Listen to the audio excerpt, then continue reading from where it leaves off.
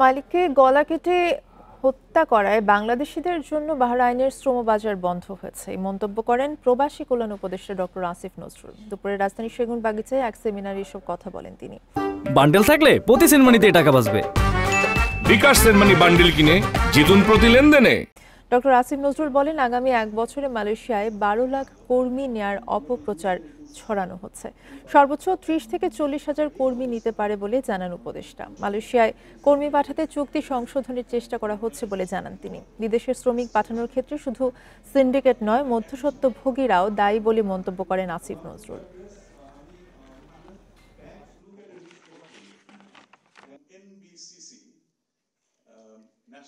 তাকে ল্যাঙ্গুয়েজ স্কিলটা করাতে হবে, তাকে আপনার প্রফেশনাল কাজের স্কিলটা ডেভেলপ করাতে হবে।